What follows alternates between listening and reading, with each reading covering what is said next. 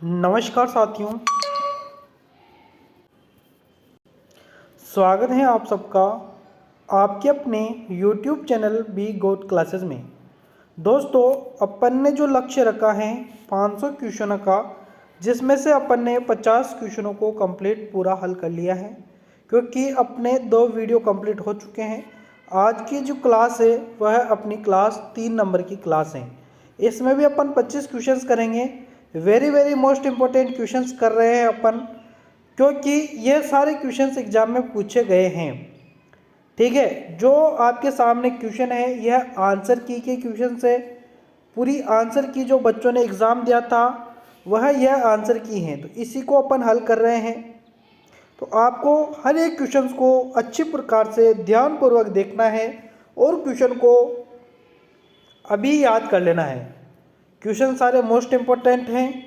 अगर आपके बैक हैं तो आपके लिए यह अति महत्वपूर्ण क्लास रहेगी।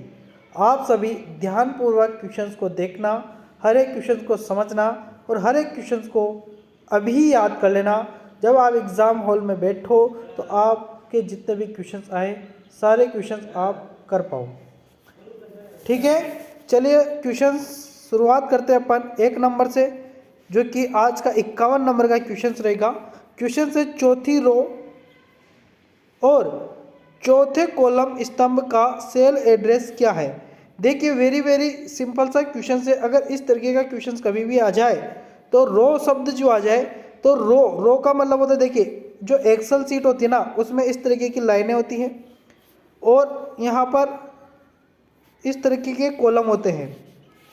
ठीक है, तो अपन है ना इसमें ध्यानपूर्वक देखना, समझना जरूरी है आपके लिए, क्योंकि समझ में आएगा तो आप कभी भी क्वेश्चन घुमा फिरा के दे तो दिक्कत नहीं आएगी।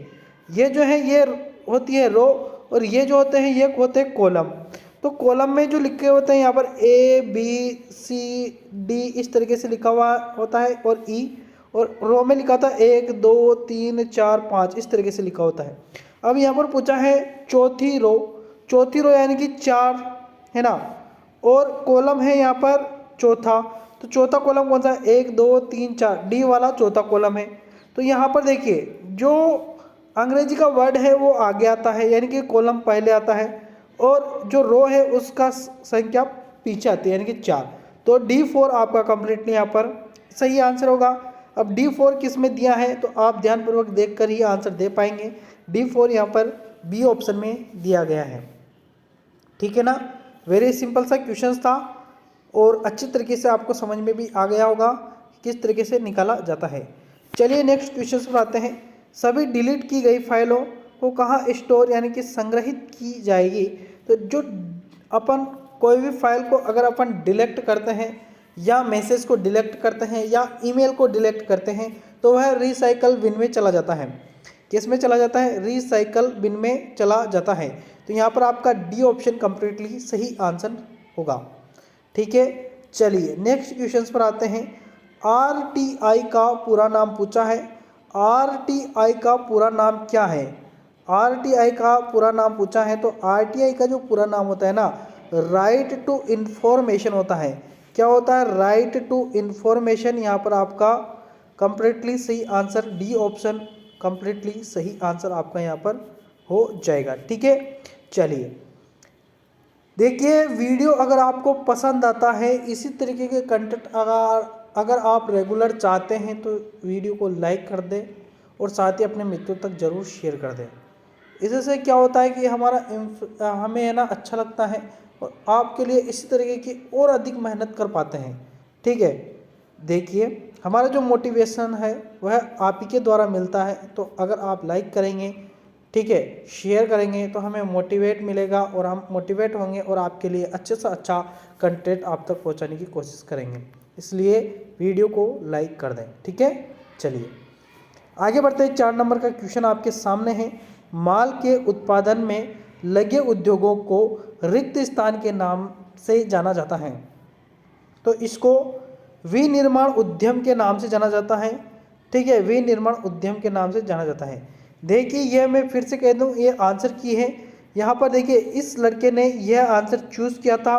ठीक है, लेकिन करेक्ट आंसर कौन सा था? यहाँ पर करेक्ट आंसर यहाँ पर बी वाला था। अब इसके क्या हो गया, इसने पढ़ा नहीं है, पढ़ाई नहीं की, तो यहाँ पर गलत हो गया और यहाँ पर 2 नंबर कट गए। ठीक है, तो आप ऐसी गलती मत करना, अच्छे से पढ़कर जाना और सभी क्वेश्चनों को अच्छे से करके आना। अगला क्वेश्चन से यहाँ पर SIDO का विस्तार क्या है, यानी कि SIDO का फुल फॉर्म यहाँ पर पूछा गया है। इसका जो फुल फॉर्म होता है जो कि यहाँ पर दिया गया है, क्या होता है ध्यानपूर्वक देख लो। इसका जो फुल फॉर्म है वह है स्मॉल इंडस्ट्रीज डेवलपमेंट ऑर्गेनाइजेशन। ठीक है, तो यहाँ पर आपका सी ऑप्शन कंप्लीटली सही आंसर है। नेक्स्ट क्वेश्चन आपके सामने है, जितने भी फुल फॉर्म हैं उनको एक बार में ही याद कर लो। निम्नलिखित में से कौन सी वेबसाइट नौकरी खोजने के लिए लोकप्रिय नहीं है। नौकरी खोजने के लिए कौन सी लोकप्रिय नहीं है। नौकरी खोजने के लिए जो वेबसाइट, यहाँ पर वेबसाइटें दी गई हैं, क्या आप किन किन पर जाकर नौकरी खोजेंगे। तो देखिए twitter.com जो है ना, ये नौकरी के लिए नहीं होता, ये सूचनाओं के लिए होता है, मैसेजेस के लिए होता है। ठीक है, तो कोई भी इंफॉर्मेशन आती है वो twitter.com पर आती है, लेकिन ये नौकरी खोजने की वेबसाइट नहीं है। लिंक्डइन पर आप नौकरी खोज सकते हैं, शेयरोज पर आप नौकरी खोज सकते हैं, और naukri.com पर तो बिल्कुल आपको नौकरियों के बारे में ही जानकारी दी जाएगी। ठीक है ना, तो यहाँ पर सी वाला जो है वह नहीं है, क्योंकि नहीं है पूछा है, बाकी तीनों हैं। ठीक है, अगले क्वेश्चन पर आते हैं। दिए गए वाक्य में शब्द यानी कि रोहन के बाद सही विराम चिन्ह चुने। अब यहाँ पर Rohan, David and Ram are playing hide and seek. तो यहाँ पर देखिए कौन सा चिन्ह आएगा, सही विराम चिन्ह कौन सा आएगा। तो यहाँ पर आएगा अल्प विराम। कौन सा आएगा, अल्प विराम आएगा। अल्प विराम कौन सा है, तो कोमा है। अल्प विराम क्या है, तो कोमा है। यहाँ पर क्या लग जाएगा, कोमा लग जाएगा। ठीक है, चलिए नेक्स्ट क्वेश्चन पर आते हैं। क्वेश्चन से इनमें से कौन एक ऑनलाइन जॉब सर्च प्लेटफॉर्म नहीं है। कौन सा एक ऑनलाइन जॉब सर्च प्लेटफॉर्म नहीं है। तो यहाँ पर देखिए लिंक्डइन तो है, अभी अपन ने पढ़ा है। naukri.com भी अभी अपन ने पढ़ा है। ठीक है, और यहाँ पर देखिए सरस को भी अपन ने अभी पढ़ा है। लेकिन देखिए यहाँ पर कौन सा आंसर है, तो स्नैपचैट। अब आप स्नैपचैट को तो जानते होंगे, सभी जितने भी विद्यार्थी हैं सभी स्नैपचैट को जानते होंगे, और स्नैपचैट ऑनलाइन जॉब सर्च करने का प्लेटफॉर्म है नहीं। तो यहाँ पर तो आपका आंसर गलत ही नहीं होना चाहिए ना। अगर आप ढंग से पढ़ोगे तो आपको याद हो जाएगा। इनडीड है, ग्लास डोर है, लेकिन स्नैपचैट में अपन क्या करते हैं, पिक्चर्स लेते हैं, यानी कि फ़ोटोज़ खींचते हैं फिल्टर लगा के। चलिए अगला क्वेश्चन, बिना फिल्टर के तो आजकल फ़ोटो नहीं खींचते। अगला क्वेश्चन है समय प्रबंधन। समय प्रबंधन क्या है, समय प्रबंधन अपना कार्य समय पर पूरा करे यह होता है। ठीक है, चलिए नेक्स्ट क्वेश्चन पर आते हैं। रिक्त स्थान में उचित सर्वनाम के साथ भरे, यानी कि यहाँ पर भरना है अपन को रिक्त स्थान। I made this cake it self या माई सेल्फ, क्या आएगा, तो यहाँ पर आएगा माई सेल्फ आएगा। I made this cake my self, मैं स्वयं का केक खुद बना लूँगा। ठीक है, नेक्स्ट क्वेश्चन है। जांच करने वाले प्रश्न आपकी मदद करते हैं। जांच करने वाले जो प्रश्न होते हैं वह आपकी मदद करते हैं। वह मदद कैसे करते हैं, तो वह ग्राहकों की विशिष्ट अनावश्यक की ग्राहक की विशिष्ट आवश्यकताओं की पहचान करने के लिए, यानी कि ग्राहक को क्या चाहिए। तो यहाँ पर आपका डी ऑप्शन सही आंसर होगा। नेक्स्ट क्वेश्चन है। किसी विशेष कार्य के लिए समर्पण को कहा जाता है। विशेष कार्य के लिए समर्पण को क्या कहते हैं, तो समर्पण को आत्मविश्वास कहते हैं या कमिटमेंट कहते हैं। तो समर्पण को कहते हैं कमिटमेंट। ठीक है, मेरे को एक कमिटमेंट लेना है। चलिए नेक्स्ट क्वेश्चन है आपका। आपकी पहचान को गठित करने में निम्नलिखित में से कौन सा नहीं है। आपकी पहचान को गठित करने में निम्नलिखित में से कौन सा नहीं है, तो वह है पसंद। पसंद तो नहीं है, सॉरी, आपकी पहचान गठित करने में निम्नलिखित में से कौन सा नहीं है? कौन सा नहीं है पूछा है। पसंद तो है, अभिमत भी है, मूल्यों भी है, लेकिन एक परीक्षा में प्राप्त अंक नहीं है, क्योंकि परीक्षा में प्राप्त अंक का कोई लेना देना नहीं है। कल भी मैंने एक क्वेश्चन करवाया था, ठीक है। डी ऑप्शन यहाँ पर कंप्लीटली सही आंसर, और एक क्वेश्चन रिपीटेड क्वेश्चन है, ध्यान रखना। अगला क्वेश्चन से अनुचित पद को पहचानिए। अनुचित पद कौन सा है? तो वह है हरित प्रदूषण। हरित प्रदूषण जो है वह अनुचित पद है। क्यों? क्योंकि हरियाली से कभी भी प्रदूषण नहीं होता। पेड़ लगाते हैं तो क्या प्रदूषण होता है क्या? पौधे लगाते हैं तो क्या प्रदूषण होता है क्या? नहीं होता है। तो हरित प्रदूषण है ही नहीं, ये शब्द ही गलत है। यहाँ पर हरित प्रदूषण है नहीं, इसलिए यहाँ पर डी ऑप्शन सही है। ध्वनि प्रदूषण होता है, वायु प्रदूषण होता है, जल प्रदूषण भी होता है। यहाँ अनुचित पद को पहचानना है, अनुचित शब्द को पहचानना है, तो वह कौन सा है? डी वाला, क्योंकि ऐसा संभव ही नहीं है। हरित यानी कि ग्रीन पोल्यूशन कभी भी नहीं होता है। ग्रीन यानी कि पेड़ पौधे तो और भी पोल्यूशन को क्या करते हैं? कम कर देते हैं। अगला क्वेश्चन से जन्म तिथि, स्थायी पता जैसी जानकारियाँ रिज्यूम में किसी के का हिस्सा होती हैं। तो यह देखिए, रिज्यूम जो बनाते हैं अपन, उसमें अपनी जन्म तिथि, स्थायी पता, जानकारियाँ जो रिज्यूम में किसके लिए दी जाती है? तो वह व्यक्तिगत विवरण के लिए दी जाती हैं, ताकि इससे व्यक्ति की पहचान हो, ठीक है। अगला क्वेश्चन जो कि है, इंटरनेट पर की गई एक अवैध गतिविधि को साइबर क्राइम कहा जाता है इसको, ठीक है। ध्यान रखना, इसको क्या कहते हैं? साइबर क्राइम कहते हैं। क्योंकि इंटरनेट पर अगर आप किसी से पैसा हड़पोगे, या उसके अकाउंट से पैसा निकाल लोगे, या उसका कोई फोटोज़ है उसको मतलब कि गलत उपयोग करोगे, या उसका जो डाटा है उसको चुराओगे, तो उसको क्या कहेंगे? साइबर क्राइम कहेंगे, ठीक है। दुनिया का सबसे बड़ा सर्च इंजन कौन सा है? गूगल है, ये भी ध्यान रखना। वायरस क्या होते हैं? जो कि बिना कारण से आ जाते हैं और अपना जो डिवाइस है उसको ख़राब करने की कोशिश करते हैं।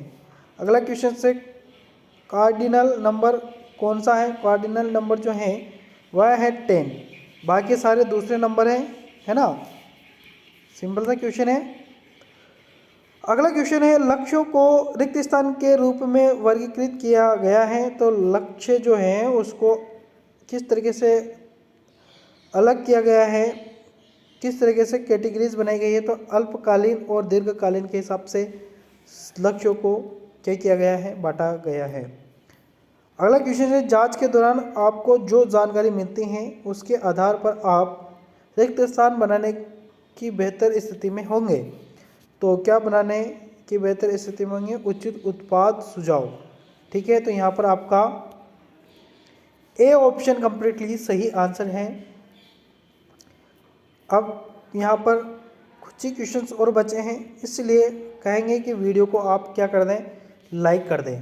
चलिए अगला क्वेश्चन से, कौन एक सोशल नेटवर्किंग साइट है? सोशल नेटवर्किंग साइट कौन सी है? फेसबुक है। मैं आपसे एक रिक्वेस्ट करूँगा, देखिए मैं यह पूछना चाहता हूँ आपसे कि आपके किस किस सब्जेक्ट में बैक हैं, ज़रूर कमेंट में लिखना, ताकि पता तो चले कि कितने स्टूडेंट कौन सी बैक वाला हैं, ठीक है। तो यहाँ पर देखिए, फेसबुक कौन एक सोशल नेटवर्किंग साइट है? तो फेसबुक है, ठीक है। अगला क्वेश्चन है, एक अच्छी बिक्री पिच के 4P है, जो कौन कौन से हैं? प्रोमाइज है, पिक्चर्स है, पिच है, और यहाँ पर प्रूफ भी है, जो कि प्रूफ यहाँ पर आ जाएगा। यहाँ पर आपका सी ऑप्शन, ये भी रिपीटेड क्वेश्चन है। अगला क्वेश्चन जो कि है, एक व्यक्तिगत जो व्यवसाय की शुरुआत से जुड़े हैं उसे कहा जाता है। तो उसे क्या कहा जाता है? उसे उद्यमी कहा जाता है। क्या कहा जाता है? उसको उद्यमी कहा जाता है। यहाँ पर ए ऑप्शन कंप्लीटली सही आंसर होगा। अगला क्वेश्चन है, इनमें से कौन SWOT का पूर्ण रूप है? SWOT का पूर्ण रूप पूछा है, तो SWOT का जो पूर्ण रूप है वह है स्ट्रेंथ, वीकनेस, अपॉर्चुनिटी, थ्रेट। यहाँ पर डी ऑप्शन कंप्लीटली सही आंसर होगा। अगला क्वेश्चन, कम्युनिकेशंस जिसमें शब्दों के उपयोग के बिना सूचना का आदान प्रदान शामिल है, रिक्त स्थान कहलाता है। तो इसको क्या कहते हैं? इसको नॉन वर्बल कम्युनिकेशन कहते हैं। यहाँ पर सी ऑप्शन कंप्लीटली सही आंसर होगा। अगला क्वेश्चन, पहली औद्योगिक क्रांति की शुरुआत कब हुई थी? तो पहली औद्योगिक क्रांति की शुरुआत 1701 से लेकर 1799 के बीच हुई थी, या इसको कहे तो 1800 कहते हैं, यहाँ पर 1800 के बीच में हुई थी। और इसी को ही क्या कहते हैं, 18वीं शताब्दी कहते हैं या सदी कहते हैं। ठीक है, क्या कहते हैं इसको, सदी कहते हैं। यहाँ पर आपका बी ऑप्शन कम्प्लीटली सही आंसर होगा। चलिए अपन ने 25 क्वेश्चंस कर लिए हैं, यानी कि 3 क्लासें हो चुकी है, टोटल 75 क्वेश्चंस हो चुके हैं। अपना जो लक्ष्य है 500 क्वेश्चनों का है, और ये जो 500 क्वेश्चन है सारे क्वेश्चंस वो रहेंगे जो कि आपके एग्जाम में पूछे जा चुके हैं। ठीक है, तो लगातार आप चैनल पर बने रहेगा, लगातार क्लासों को देखते रहेगा, और जो मैंने कहा है कि जिस भी सब्जेक्ट में आपके बैक हैं ज़रूर कमेंट में लिखिएगा, ताकि हमें पता तो चले कि किन किन बच्चों के किस किस सब्जेक्ट में बैक हैं, उसी तरीके से हम क्लासों को ला सकें। ठीक है, और आपकी जो राय है या कोई सुविचार हैं या कोई अच्छी सी मोटिवेशनल शायरी है, ज़रूर आप कमेंट में लिखना, वह हम आपको यहाँ पर क्लास की स्टार्टिंग में ज़रूर पढ़ेंगे। ठीक है, तो मिलेंगे नेक्स्ट वीडियो में, तब तक के लिए धन्यवाद, शुक्रिया।